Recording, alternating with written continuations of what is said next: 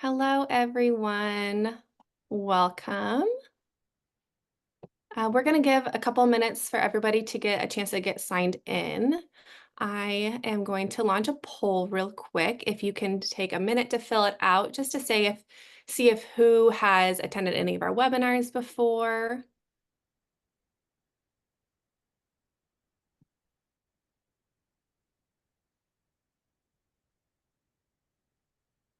Okay, while we wait for everybody to get signed in, I'd like to introduce myself.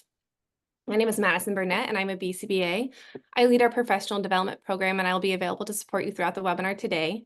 In addition to that role, I work alongside other BCBAs on our clinician-led recruitment team, and I support in the effort of recruiting quality professionals to join our team.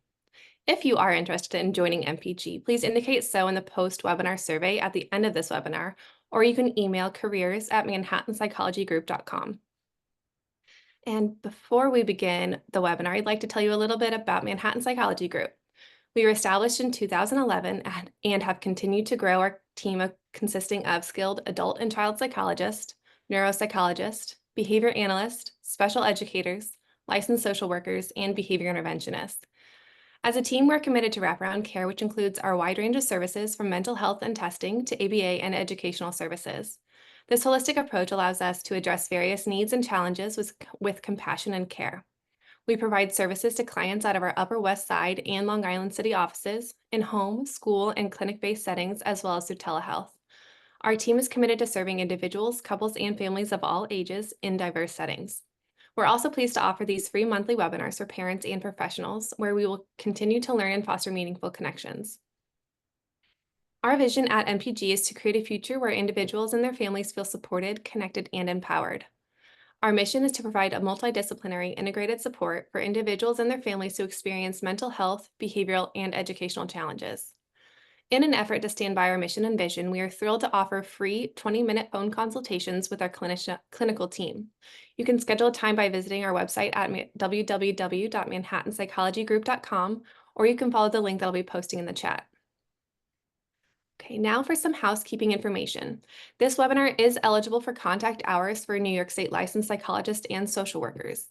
A link for the quiz regarding the content of this presentation will be posted in the chat and on the calendar within the last 5 to 10 minutes of the presentation. The quiz will be multiple choice and it will pull from the content of today's presentation. The shared slides will also be posted on the calendars as well. We will be closing the chat, but please post any questions you have in the Q&A section so we can make sure that they are seen. If there's time at the end of this presentation, Dr. Dwyer will answer some of these questions. And now I am excited to announce today's speaker, Dr. Lauren Dwyer. Dr. Dwyer has extensive experience conducting school-based evaluations for children 24 months to 24 years old.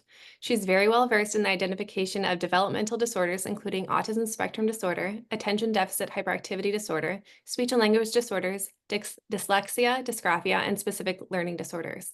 She has also facilitated educational and behavioral responses to interventions through a multi-tiered support system, consulting with teachers, providing parent training, developing functional behavior assessments and behavior intervention plans, and providing crisis intervention and crisis response. And now, without further ado, I will hand it over to Dr. Dwyer. Thank you. So good afternoon, everybody. Thanks for joining us today. Quickly, before we get started, just a little bit more about me. This is my 25th year in the field. A good portion of that time was spent working in public schools as a school psychologist. So I have quite a bit of experience chairing CSE meetings, chairing CPSE meetings, and chairing and participating in 504 meetings. So I'm hopeful that in presenting this information to you, I can give you some of my perspective as a school employee, as a parent, and also now on the other side as a neuropsychologist working independently.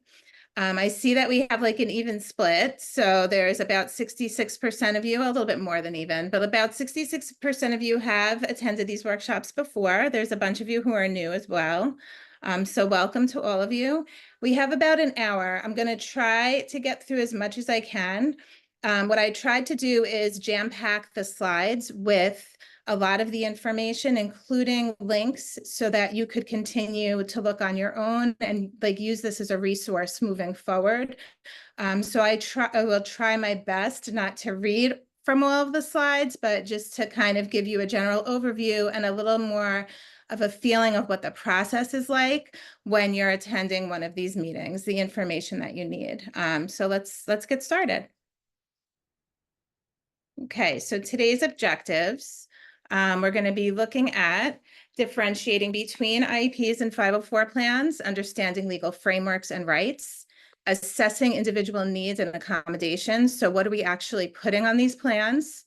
Who's a part of that? So the team collaboration component, how we're implementing those plans, and also an aspect of family advocacy and support. So as parents, what steps are necessary for the parents to take to ensure that the IEP or 504 plan is adequate and also being followed? And also as service providers, if we have any on here, what you could do to help support this process. And then the last piece, addressing challenges and ensuring equity. I will try my best to cover everything. And also understanding that there's differences in interpretation depending on the system within which you work. So we're looking at the law, and then we're looking at how that law is interpreted. So we're looking at best practice as much as we possibly can. So let's see where we go with this. Okay, so first thing to start with is the law. So when we're looking at an IEP, we're looking at IDEA. IDEA is the Educational Act, which guarantees special education and related services to children who cannot access the general ed curriculum without specialized instruction. So when we're looking at a CSE meeting, we are looking at the Individual with Disabilities Education Act. When we're looking at a 504 plan, on the other hand, we're looking at the section 504, which has to do with accessibility for general education students. So in this situation, we're looking at how you're able to, with some accommodations or modifications, access the curriculum without requiring any specialized instruction. So there are different laws. They kind of run differently. There's some different rules involved in terms of the process. So there's some things they both have in common. The first thing they both have in common is FAPE. So all students are entitled to a free and appropriate public education, regardless of whether you're a general education student or a special education student. The IDEA looks at the full education opportunity. So this is really access to instruction at your level, any special related service that you require, any special changes or modifications in your environment in order to help you access learning as an individual. The 504 plan, though, is more of an accessibility law. It's more about leveling the playing field. It's enabling you to access general education through modifications, accommodations, and maybe some adjustments to your environment. Both of these plans require procedural safeguards. So that means the parents get a prior written notice. So you should be receiving something as a parent that lets you know that an evaluation might take place, that we're looking to consider you for either a Section 504 or an IEP, what that process is, what your rights are as a parent in terms of participation and consent. In IDEA, which is the special education component, written notice is required and must be made prior to any placement changes. So if you're considering moving a student from a general education setting to a special education setting, the parents need to be notified of that. 504 is different. So 504, and I think in best practice, most school districts are trying to provide that written notice, but it's not something that's mandatory. It's recommended and only necessary when a significant placement changes are being made. But I think most places at this point are trying to err to the side of caution and provide that information up front to parents. Evaluation and placement decisions require more than one source, so it's multidisciplinary. It needs a group that's knowledgeable of the student. And all evaluation and placement data needs to be documented and considered. And you also are entitled, whether you're a 504 student or an IEP student, to an impartial hearing, to due process if you disagree with the process itself and the placement and how your child was evaluated. So this is important. This is what they both have in common. And then there's some pretty significant differences. And this is where you can also see differences in terms of how different districts approach IEPs and 504s. So I've worked in districts where even a 504 plan receives a full evaluation, including a psychological evaluation, maybe speech and language and occupational therapy evaluations, but that's not necessary in order to develop a 504 plan.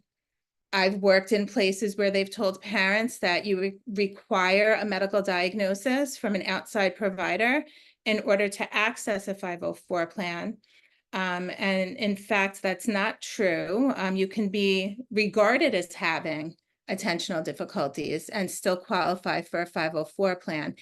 If, however, that district decides we want medical documentation for our students, they're actually legally obligated to provide that evaluation for you at no cost. So parents should not have to come out of pocket in order to provide the school district with medical documentation. And I believe in New Jersey, they actually provide that medical evaluation for their families. And it is a requirement there, not always the case in New York. It's really district dependent. So, you know, when we look at these, there's a lot of things that they have in common. There's a lot that's different.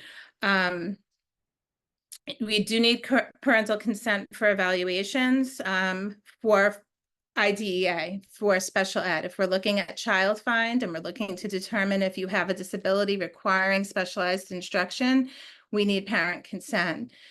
For 504s, it's not required but recommended, because you could theoretically hold a 504 meeting for accommodations and modifications based on your responses to interventions that you're providing in the general ed classroom. If you're regarding that child as requiring some testing accommodations for state tests, you don't necessarily need to go through an entire evaluation process to provide that data. But they do recommend that you do, whenever possible, provide the parent with that consent so that they at least know what the process is and they're able to ask questions and get additional information if necessary. So now we'll move on to ADA. And, you know, ADA is a different law. So we have 3 different laws here that all look at accessibility, at lack of discrimination. So Individuals with Disabilities Education Acts is to make sure that all people have access to an education at the level that they are able to function, particularly people with a disability. So that wasn't always the case. Now they're covered from birth through early intervention to age 21. You know, you're required to develop that plan.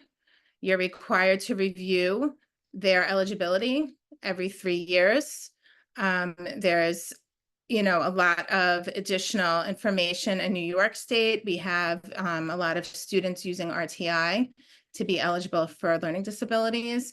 That came into play in the early 2000s because we had so many students being eligible for special education, and it was often uneven. There were a lot of students that were minorities, people of color that were also being over-identified in special education. So this was a way of looking to make sure that we were providing quality instruction and gathering data before we classified students, looking at least restrictive environment, making sure that students have access to education whenever possible in the general education setting, and then moving to more restrictive from there, depending on what their needs are. So this all falls under IDEA. ADA, if you think about in ADA, it's more of a discrimination in general for all, whether it's private or publicly funded, all spaces that you might navigate as an individual. So you're entitled from birth until death to access, whether it's employment, education, transportation, access to buildings. If you're ever watching the news and you see somebody that is signing, that's accessibility, that's ADA. So we want to make sure that any public space or private space that you might engage in, you have access to, and that you're not being discriminated or turned away or unable to access based on a disability. 504 kind of extends some of that and specifies it a little bit more, but it's specific to agencies and institutions that take federal funding. So this is where it gets tricky for private school parents. They don't really have an obligation to follow a 504 plan because they don't necessarily receive federal funding. So if they don't receive the funding, they're not necessarily obligated to follow that plan. Many of them will, but this ensures equal opportunity to participate in all of the activities and locations to the same extent as non-disabled. So where ADA is looking at accessibility to all of those areas and activities in the environment, 504 specifies it even more. So here you might look at even accessibility to buildings, accessibility, like in school buildings, if you have children who have difficulty with mobility, they have to have a lift, they have to have an elevator. You can't just keep them on the ground floor. That's part of this law. So we're looking at protecting others and their procedural safeguards so that they're able to access education whenever possible in the general education setting, whether that's modifying the environment, modifying the materials. It's not specializing the instruction, but it is giving them access. So that's these three laws that will be kind of the umbrella under which we're building all of these plans for our students. Okay, so now we have the meeting. So CSC meetings, I'll run you through typically procedurally what it looks like. It might look different in different places. New York State, we have a 60-day window from the day that that PWN and consent form is signed to the day that we either find you eligible or ineligible for special education. So within those 60 days, you're going to have observations, multidisciplinary evaluations, gathering general education data, meeting with the stakeholders in the building who are going to be either recommending additional service or presenting their information to the committee. And the parents are going to receive notification about this meeting. And there's a number of people who are entitled to attend a CSE meeting. The parents are primarily one of them. Usually you'll have some sort of district representative. It could be a special education director. It could be a school psychologist that is chairing the meeting. And then you'll have, at times, administration that will attend as well. So in some districts, the principals and assistant principals might attend those initial meetings. Sometimes it's just the school team. AEA staff, these are local education agencies. So this would be any agency, particularly preschool evaluations, or in New York City when the school districts are overloaded and they're outsourcing. These are those agencies that come in and provide additional evaluations from the outside. So they're not necessarily employed by the school district, they're contracted, and they're providing these evaluations for you. General education teachers, usually the student's classroom teacher is the general education teacher that's assigned to the meeting because they know that student best. A special education teacher, because we need someone who's well-informed in specialized instruction to develop those goals and accommodations. So the parents, and this is super important because I think that particularly for those of us who work in a school setting, we become accustomed to our agenda and we want to present our information and we want to move forward. But you have parents who are lay people for all intents and purposes, and they need to be given an opportunity to share So the meetings should have an aspect where the parents are able to share their students' strengths, their concerns, their hopes for the future, any information that they think would be pertinent to developing the plan. And then when you're developing that IEP, assuming that that student is eligible, the parents should have some say in some of the accommodations in the development of the goals, because it is a team-based approach. So that doesn't always happen. Sometimes, depending on where you work, the district would like you to show up with everything already inputted into the IEP because it makes the meeting go a little faster. Parents should be provided with the draft beforehand, but no decisions should really be made before you sit down as a committee with the parent and look at each aspect of that IEP. They're entitled to be a part of that and to participate in that development. So that's really important. And next, we're going to look at principals and direct staff. So here, the principals oftentimes, in my experience, have been observers, and they might give some input if there are particular events or situations that have occurred that they feel require additional support. Sometimes it's good to have an administrator there if there's a disagreement about what the student might need, and they might be able to step in and de-escalate and maintain a civil discourse, which is helpful at times. Other times they might contribute to that escalation. So, it well depends. But, they're really there to kind of act as a district designee, a district representative, to ensure that whatever is put into place is followed, to make sure that the process is running smoothly. And they also might provide information that would be useful to developing goals or supports for that student. And AEA staff, which is next on our agenda, typically they'll come in, they might have an agency representative. So if I'm thinking preschool evaluations, you might use a particular agency. They come in with an agency rep. That agency rep is presenting all of the evaluation data for the individual evaluators. So they might come in with the social history, the psychological, OT, physical therapy, speech and language. They're doing everything. And really providing, based on that evaluation data, information that will guide development of the goals. So their role is to kind of be the representative of all of those contracted evaluators. General education teachers, very important because they're with that student most of the day. So they will come in and share out on current performance.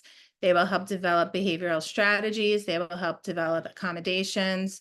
They will contribute to the development of the goals based on their intervention data and their experience with that child as a learner.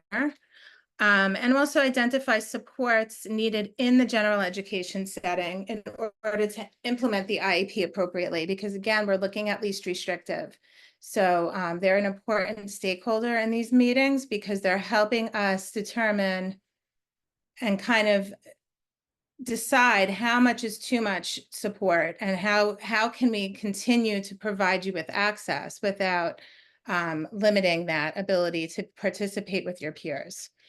Special education teachers, although they're not necessarily working with the student at this point, they are the experts in terms of the curriculum and instruction of special education students. So they're important in an initial meeting because they're going to help us develop those goals. They are most familiar with the evidence-based instruction that's being implemented by special education teachers in that building. They're going to know what the next steps should be for that student, should they become eligible for special education, the best way to target their needs, the best way to support them in a classroom, what aspects of the goals could be done in a whole group, what aspect requires more small group or individual support. These are all aspects of the meeting that the special education teachers should have the ability to contribute to. Okay, and then we have like a little did you know slide. Um, one of the things that I think we take for granted as well, when students are in middle and high school, we have a tendency to dismiss, and they're still children and they don't need to participate, but they should be provided with an option to participate in the development of their plan when they turn 14. And that's really important because they're old enough to advocate, and they need to start understanding what their strengths and vulnerabilities are, and how these intervention plans and IEPs help them to navigate and grow and maximize their potential as learners. I have a link here for you as well. None of this information is really difficult to find. I think that if you took the time to look at the NYS webpage, for example, it gives you a good idea of the New York approach to IEP development. This particular series of slides I was able to find on the Iowa State webpage, which I think is helpful because it is a federal law. So there's really not, there shouldn't be so much of a difference between how we're approaching it and what's written. There's a little bit of a, room for interpretation, but these are like the components that should be present regardless of where you live, in order to access the most appropriate individualized plan for your student. So now we're going to look a little bit at how we determine this. So again, the terms that we use might differ depending on the state where you live, but the 13 categories are generally the same regardless of the state. So the states were given a little bit more leeway. For example, New York State for many, many years had emotional disturbance as their designated category for children who required additional support to help regulate their behaviors. Now we call it emotional disability. It's a little bit more friendly. Every state has different terms, but they all fall within the same defined categories that you see here. So we have autism, intellectual disability, you can see them. So when we're in a CSE meeting and we're determining eligibility, we're looking at whether or not you meet the criteria, the defined criteria for one of these 13 categories. And again, the defined criteria for NYS has very well written descriptions of each of these disabilities and what the legal definitions are to qualify. So, you could take a look at that. There's specific conditions that need to be met for some of those. Do they have an adverse impact on learning? So you can have a disability and not qualify for special education. So just having a disability doesn't qualify you. The next factor that we really look at is the adverse impact. That's the data that the teachers are collecting. And that is very important. And it's also the data that the parents bring to the table. Not all students are going to fail. Not all students are going to score below average. Some students are AB students and they still require an IEP. Some students are on the honor roll and have never had an issue, and now it's 11th grade, and they still might require an IEP. So what we're looking at is adverse impact that requires specialized instruction, services, or programming. So if you require psychological counseling and you're a straight A student and you require goals in that area because you require specialized instruction in distress tolerance because you're becoming highly anxious and it's impacting your ability to learn new material, then you might qualify for an IEP, even though you have a 3.9 GPA. So it's important that, we think about this as very individualized, but meeting the conditions that are laid out here. 504 plans are a little bit different, so we're going to look at those next. We're looking, this is still IEPs. So we're looking here at how we develop that IEP plan.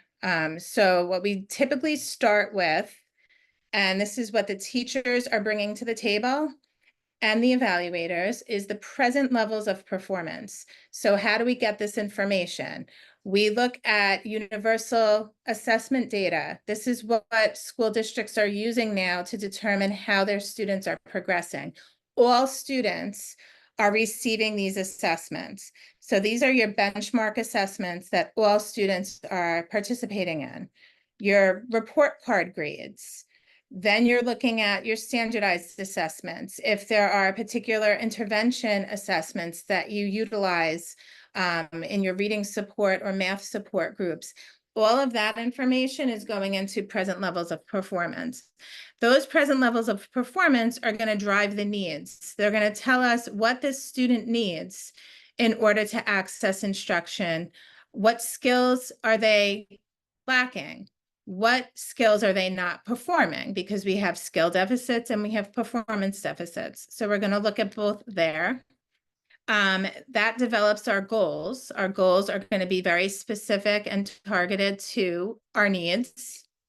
And then from there, we determine as the team what programs, accommodations, aids, and services you require in order to access the instruction.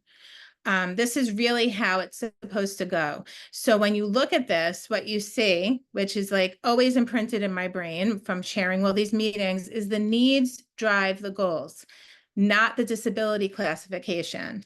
So you can have autism and need a completely different program with completely different goals than another student with autism. So just having a disability classification doesn't mean that you get a cookie cutter IEP. It's very individualized and based on your individual needs. Okay, now I think we're gonna head in. So this is 504. So again, this is Arkansas.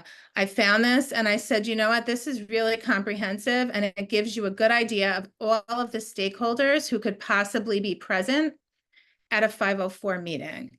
And you know, what's unfortunate is when we have 504 meetings, they don't all need to be present in order for you to hold the 504 meeting.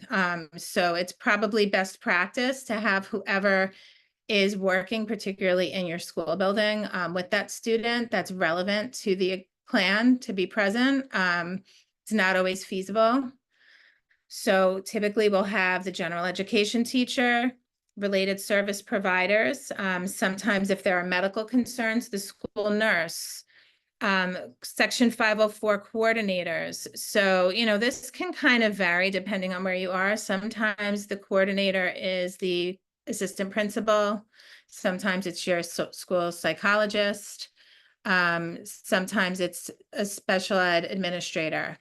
And they do that sometimes, which can be very confusing to parents because it is a general ed program, and it's a general ed plan, but unfortunately, you know, in a school setting, we don't always differentiate between the two. So it can be a little bit gray at times, depending on who's chairing your or coordinating your 504 meeting. Parent or guardian. The 504 team, some school districts have a team that attends, school administration might attend. And then if you have agencies, you know, private schools, agencies, representatives would be there as well. So, you know, again, and you can have a 504 and CPSC as well. So I know that's always a myth also. So preschool children can also have 504 plans, not just school aged. So that's where, you know, you'll see, depending on the school district, different players. Who really needs to be there? The parent can or cannot be present. You need the representative, you need the teacher. You know, typically best practice is to have the parent there, but it's not an obligation. You probably could hold one and then just inform them afterwards. But I think most places are pretty good about having the parents attend. Okay, so we'll take a look at 504. So many years ago, when I first started, and we would talk about how to qualify or be eligible for a 504, it sounded a lot like other health impairment. They talked a lot about vitality and alertness. in terms of the impact. And what was happening probably around 2004, similar to IDEA when we made that adjustment, we had all of these kids qualifying for special ed, but we didn't have a lot of kids qualifying for 504 accommodation plans. So in 2008, they made another amendment to the law. And what they did was they kind of loosened the criteria for eligibility for 504 plans. So it wasn't just vitality and alertness that impacted education or learning. It's also like major life conditions. So any major life activity, whether it's breathing, so kids with asthma, whether it's eating, walking, learning, attending. So now it covers a wide variety of conditions. So this is just an example of a few of the many, many conditions that you can have listed on a 504 accommodation plan. And you don't necessarily have to have a medical diagnosis for this. So you can be regarded as having attention difficulties in the classroom.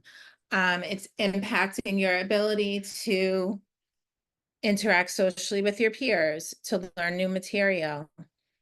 The impairment substantially limits that activity. So you're requiring modifications, accommodations, adjustments to the environment in order to be able to access the general education activities. So this isn't just learning, it's also any of those extracurriculars that kids might participate in. So it could be, you know, your theater club, it could be your sports team. So, I mean, it's kind of far reaching in terms of how it can affect a student. We had a student many years ago who had a seizure disorder, and she required, part of the trigger for her seizures was heat. She required to like cool. She needed a little freezer bag with her, but she also needed air conditioning. We didn't have an air conditioned building. So the district had to pay to provide her with a mobile air conditioning unit. And that was part of this 504 accommodation. It was the accommodation that she required in order to access our building safely and be able to learn in the general ed setting. So that's what they were required to do. And it was through this plan that we were able to justify what she needed and make sure that the school district followed through. So we're going to move forward. And this is super important. So every time I sit in a meeting, things have kind of changed now. We have a set idea in our minds of what accommodations should go on a 504 plan. So sometimes you'll hear people talk about additional time on tests, separate location, flexible setting. We talk a lot about testing accommodations. In the classroom, we might talk about directions repeated. All of these different things that we're throwing out there, sometimes we just throw them out there. And this goes back to that discussion on IEPs. We throw them out there because the child has attention deficit disorder. So this is what kids with ADHD need. And we just throw it on the plan without really thinking about what this particular student needs. So, you know, one of the things that's important even for 504 plans is to collect data and to really be mindful about what we're putting on the plan. So you could theoretically have a section 504 plan that has very little on it. Because if that student does not require those accommodations, why would we put them on the plan? We're supposed to be leveling the playing field, right? We're not going to inundate them with supports so that they can't navigate effectively. So this is a good way to kind of think about what it is that we're putting on the plan and how we're getting that information, what we need, and then maybe collecting data from there to make sure that it's actually, is it necessary, but also is it effective? So this is a nice way to kind of break that down. And looking, you know, again, at these quick tests for IEP goals. So, you know, this is a nice, I liked this one too, and thinking about how we determine what our goals are and what we're going to put down. I looked at an IEP the other day and it was so general. It was like, student will improve counting, student will improve reading. And I was like, wow, because as somebody who doesn't know this student, who's an independent evaluator, this is giving me absolutely no information about what you are going to be working on in terms of their skill level. So, we want to make sure that they're specific, that they're targeting the need, that we have a way of evaluating effectiveness in terms of our instruction, that we have good data, that the data that we're taking is actually matching what we're measuring, because that's not always the case. If somebody walked in and they saw you working on this goal, would they know what you were measuring? Would they know what you were working on? That's always important. And, this is, I think, a nice reference to have when you're developing those goals as a team.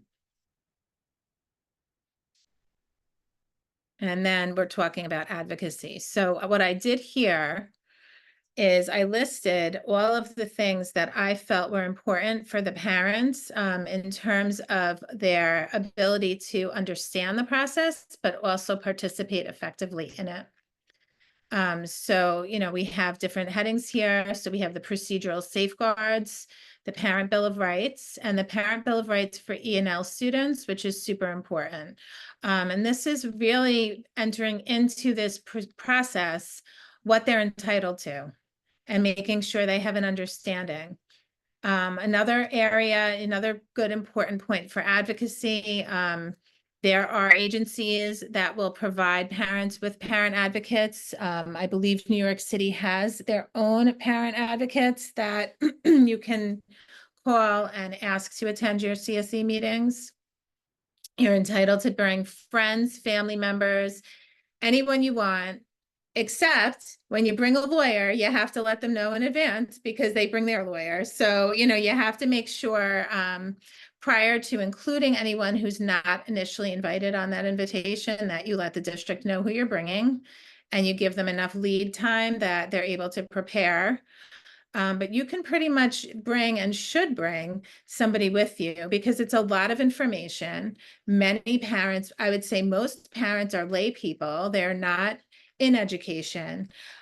So they don't always understand the terms that we're using. They don't understand the process itself. And it's emotionally charged because it's about their child. So it's really hard to take in all of that information and make objective decisions on the spot. So sometimes having a family or friend with you or an advocate or somebody else to just kind of take in that information and assist you and step in if you're having a hard time communicating what you need is important. We talked about the parent members, so I included that link as well because there's training for that. And that's important. So sometimes family members from the parent members from the community, so people who've gone through the process with their own children, they might receive training to be an advocate or just to assist parents at the meeting. So sometimes it's just nice to have someone there who understands the process, who can help you and assure you and walk you through the process. Outside service providers are oftentimes invited and welcomed because they provide a lot of information with regard to how that student is functioning at home and in the community. And they're also providing interventions that might help guide the interventions we use in school, particularly kids with very specific issues. So kids with rare genetic disorders that have developmental pediatricians that are very knowledgeable, kids with eating disorders, children with very specific plans that they're utilizing to navigate their home environment. That might be information the school district would be beneficial for the school to use. So this is where we want to include our outside providers as well. Educational advocates. So I listed there a few of the main websites that I was able to find for New York, and our attorneys. And it wouldn't be a good presentation without the complaints department. So I included here How to file complaints. So there's different complaint procedures. There's a complaint procedure for FAPE, and then there's a complaint procedure through OCR for 504 violations. And this is where I think sometimes educators are taken by surprise. 504 plans are supposed to be followed by all staff members, including substitute teachers, especially general education teachers. If you do not put these accommodations in place, the parents can complain and the school district will be fined because it's a legal document. It doesn't matter what you do in your classroom. It's important that we follow. If you want to take it off, then you show that you have data to support that the child doesn't require that accommodation, but you cannot just decide you're not going to follow through. So that's very important. And I know many of you may be familiar with free and appropriate public education, children that are not receiving their related service, children that are not receiving an appropriate instruction that they require in order to move forward and learn. That's where those complaints would go. So that's important too. And then we'll talk a little bit about, again, addressing challenges and ensuring equity. So, I thought this was important. Regardless of which side you're on, you'll have all the information you need. So this is especially true for districts. There's things districts can do in order to ensure that they're properly considering student needs from general education all the way through the continuum to special education. So the first thing is that anyone who goes onto your school website, your district website, should understand exactly what the district's mission is, how you are providing your services to all of your students. So how are you educating your students? And what are you utilizing? So one part of that is MTSS. It's that multi-tiered support network that we utilize to gather information and provide intervention for all students. It has to be clearly understood. Parents need to understand what you're utilizing in terms of instruction, what the curriculum is it evidence-based? How do you remediate if students are not accessing it? How do they gain access to the curriculum? Are you providing recovery? Are you providing academic intervention? And what does that look like? And then, these are all the different little areas that parents need to consider and that teachers should also be considering. So it's really a team-based approach. So, parents do have a duty to let you know what's going on in the home that might be impacting the student's ability to participate effectively. They need to be on top of the homework assignments. They need to communicate regularly with the staff. But the teachers also are responsible for really creating targeted interventions, for maintaining a positive communication with the parents, for recognizing what level the student is at and what supports they might require and making sure that they're in place, and for following up. So it's super important. And then referring when appropriate. Again,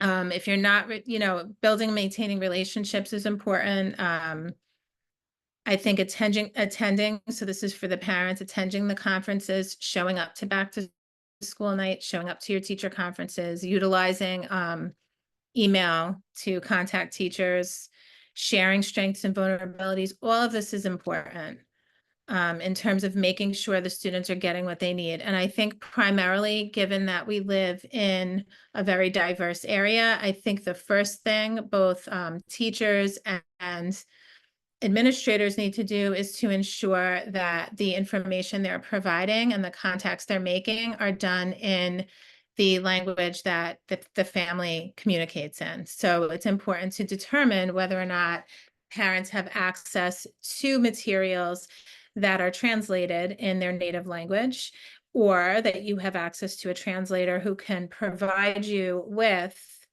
the information that you need so you can communicate and participate in your child's learning. And there's more references for you. I tried to go as quickly as possible just to make sure we got through all of the slides. But if there's any particular questions that anyone has, I'm happy to answer whatever I can. Yeah, so we did have a question come in. How can parents educate themselves more about their input and creation of goals in the IEP? So I believe if depending on what your parent concerns are, there's very many associations and websites. I've included a few of them in the references. So CHAD is a very good one. And CHAD is an organization that works with families of children with attention deficit disorder. There are many sites that are supportive of children with dyslexia. So there's some very good websites that provide you with some really good cheat sheet information for what you can do as a parent to prepare for an IEP meeting, to prepare for a 504 meeting. They might suggest, again, different strategies or accommodations that they have found have been helpful. But because every child is individual, you want to make sure when you're looking at that you're thinking of your child and what they need. But that's a nice way to get that information. I also would suggest if you're in a district where you can access an administrator, because that's not always the case, particularly in larger schools. But if you're in a district where you can have access to administration, where they might be holding parent workshops, attending those and getting that information from your actual school can be very helpful because they might have specific approaches, accommodations, support plans, and also instructional supports that other places don't have. It might be very unique to your district. So that's another avenue you can take. Great. Another question came in. Is there a violation of an IEP when goals are not worked on throughout the year, especially due to staffing shortages? Yes, there is. So when we talk about FAPE, that's part of that FAPE violation. So when you enter into, the way I look at an IEP is it's a contract. So we're sitting together and we're developing a plan and we're contracting with the family to say, we're recognizing that your child requires a specialized approach in order to access instruction. And this is what our plan is. And this is what we're going to offer you in order to bridge that gap. So if I come into the meeting and I put 17 things on there, and now September comes and there's no speech pathologist, and I promised you a special class for reading, but we don't have a SETS teacher. So now you're going to be with a paraprofessional who's not trained in reading, and they're going to sit with you while I teach. That's not really following what we developed as a plan in your IEP. So that's where you, and again, everyone has their own comfort level with this. Some people start with their school, the teacher, and they ask questions and they document always via email. Some people go to the director of special education or the administrator in the building and they build that way. Other people go straight to a lawyer or an advocate. But either way, you are correct that, that is a violation. So it's a matter of how aggressive you want to be and how quickly you want to get it addressed. And also how receptive the district is to your concerns, because some districts will move quickly on that, and larger districts like New York City, because there's such a shortage, you might go for a long time without having your needs addressed. Okay. Follow-up question to that. Is this the same when you have an autistic child who's transferred back to a public school from a private school because the family was promised a specific state program would be implemented and it's not? As in the state pushed the implementation back. So they were in a private program and now they're moving back into public school, and they were initially promised. So, I mean, my feeling is this: every time you go to a meeting, you're at that meeting and you're coming to consensus, you're coming to an agreement on what the new plan is. So when a child transitions from one district or school to another, what should be taking place at a minimum is a transition meeting where you're looking at the current IEP and you're seeing first, like private schools can offer X, right? Now I'm going to public school. Does public school have the ability to provide me what I just had over here? If they don't have the ability to provide that, they need to give you something that is reasonable, that's equitable. And that would be part of that transition meeting where they're saying, school X offers these services. We don't have that, but instead we can offer you this. But you still have to come up to an agreement. You have to have consensus. If you don't have consensus, then that's part of that the reasoning behind that denial of FAPE, that impartial hearing. There's a disagreement. So, in terms of what schools are required to provide you, it's not always the maximum that they are required to provide you, but at a minimum, there should be some level of agreement that if they, are recognizing that this is an area of deficit, they're providing you something to remedy that that's equitable and appropriate. And if that's not the case, then yes, you do have a case there. Okay. And I'm not a lawyer, but I'm just telling you from a school perspective, in terms of how this process should go. Yeah, absolutely. Well, definitely, if you guys think of any other questions that you would have for Dr. Dwyer, feel free to send them in. In the chat, you can see the professional development email. So feel free to send any emails in there, and I can definitely connect you on with Dr. Dwyer. But thank you, Dr. Dwyer, so much for presenting, and for everybody that did attend.